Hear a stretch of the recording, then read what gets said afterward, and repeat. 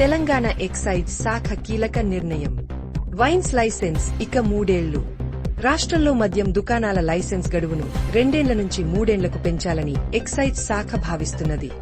దీనికి సంబంధించి ఇప్పటికే ఒక నివేదికను ప్రభుత్వానికి సమర్పించినట్లు తెలిసింది. ప్రస్తుతమున్న వైన్ షాపుల టెండర్ నవంబర్ 30తో ముగియనుండగా వచ్చే టర్మ్ నుంచి దీన్ని అమలు చేయాలని సూచనప్రాయంగా నిర్ణయించినట్లు సమాచారం. దీనికి సంబంధించి 3 రోజులుగా సెక్రటేరియట్లో ఎక్సైజ్ శాఖ అధికారులు సమావేశమై చర్చలు జరుపుతున్నట్లు తెలిసింది. ఆగస్టు 1 వీక్లో కొత్త టెండర్ల ప్రక్రియను ప్రారంభించి స్థానిక సంస్థల ఎన్నికల కంటే ముందే మద్యం దుకాణాల కేటాయింపు ప్రక్రియను పూర్తి చేయాలని భావిస్తున్నట్లు సమాచారం.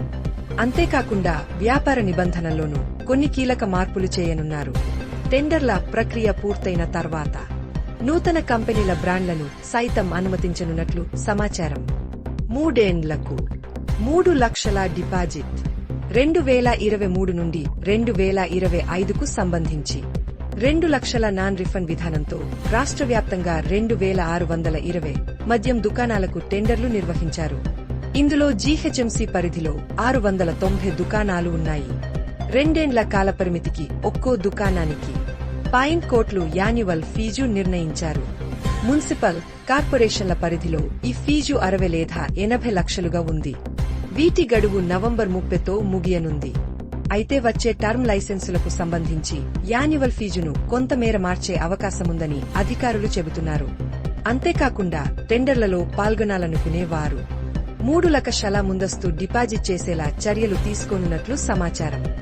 గత టెండర్లలో నాన్ రిఫండ్ డిపాజిట్ ద్వారా ఎక్సైజ్ శాఖకు 256 కోట్ల ఆదాయం సమకూరింది.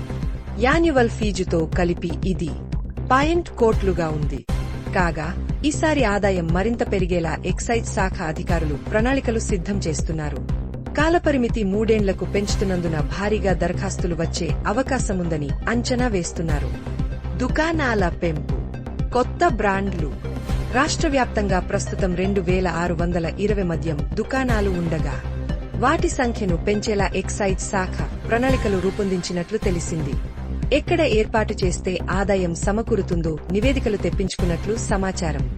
ఇటీవల ప్రకటించిన నూతన మున్సిపాలిటీల్లో కొత్త దుకాణాల ఏర్పాటుకు చర్యలు తీసుకుంటున్నట్లు సమాచారం. దీంతో పాటు రూరల్ ఏరియాల్లో సైతం దుకాణాల సంఖ్యను పెంచాలని భావిస్తున్నారు. మరోవైపు కల్లు దుకాణాలు మూసివేసిన ప్రాంతాల్లో కూడా కొత్త మద్యం దుకాణాల ఏర్పాటుకు సంబంధించి గౌడ సంఘాలతో చర్చలు జరపాలనుకుంటున్నారు. అదేవిధంగా రాష్ట్రంలో మద్యం విక్రయాల కోసం 604 కొత్త బ్రాండ్ల నుంచి దరఖాస్తులు రాగా వచ్చే టర్మ్ నుంచి అనుమతులు ఇవ్వాలని ఎక్సైజ్ అధికారులు నిర్ణయించినట్లు తెలిసింది.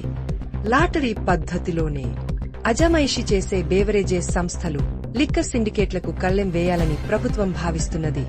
ఈ విషయంపై గతంలోనే సీఎం రేవంత్ రెడ్డి హెచ్చరికలు జారీ చేశారు. దీనిలో భాగంగా కొత్త మద్యం దుకాణాలకు సంబంధించి టెండర్ల ప్రక్రియను పారదర్శకంగా నిర్వహించాలని సీఎం అధికారులకు సూచించినట్లు తెలిసింది.